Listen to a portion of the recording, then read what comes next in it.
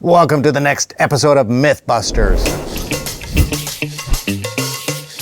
I'm just kidding. That's just.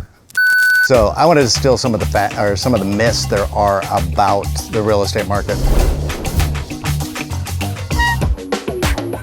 One of the myths that you always hear is that you should always list your house higher than what you want for it. That is something that you do not want to do, especially in today's market where a lot of the homes are coming down in prices. As soon as I see a price reduction on a house, if I'm representing the buyer, I'm going to add at least that much more less in an offer that I make. So price it right from the start. You'll probably get multiple offers and sell it a lot faster. So do not overprice your home. Another myth that they have out there is to sell your home only during the springtime. Now, granted, a lot of people are considering the springtime because that's when school is out and they are looking at getting into the next school district. But with the low inventory that we've had, at least in the Portland metro market for the last 5 years, any time of year is a good time to sell your home.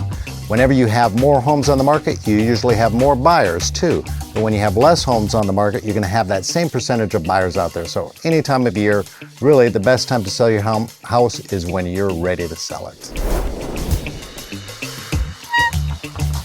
There's another myth out there that you should buy the worst house in the best neighborhood. Well, that may be true, but just think of the cost of renovations before you do that.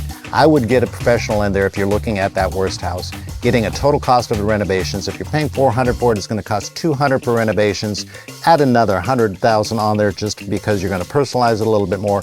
Is that $700,000 home now worth it or valued in that neighborhood? So it's not always best to buy the worst house in the best neighborhood, unless of course you can afford it or you're getting a steal of a deal. There's a myth out there that you should renovate your house prior to selling it. That's not always true because remember, what you think is needed or what you would like to see happening in your house may not be what somebody else wants. Now, yes, of course, there's minor things that you can do by neutralizing the paints, changing out the carpets, sanding the floors, things that will be needed, but I would not do any major renovations to your house unless it's really going to fit and pay you back. Most renovations do not give you 100% payback on it, the value. So judge that, talk to your realtor and see what renovations really are needed prior to listing your house. There's a myth out there that you need 20% down to buy a house. That is so not true. You can do it as little as 3% down. There's possibly even programs for less. With a VA loan, you can go 100% financing. So you do not need to have 20% down to buy a house. Now, with that said, having 20% down will eliminate the requirement of private mortgage insurance. But other than that, you do not need 20%. You can do it as little as 3%.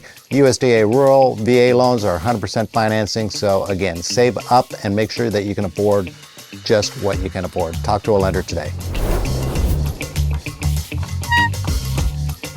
Here's the biggest myth. Renting is cheaper than buying. Okay, think about that. You're paying $2,000 a month rent for where you're living at right now. There's $24,000 a year. When you move out, what are you going to get? $24,000 back? No, you may get your deposit back.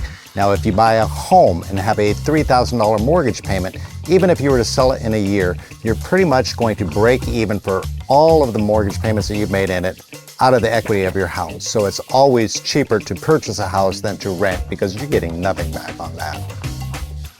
Have any other questions about it? Give me a call.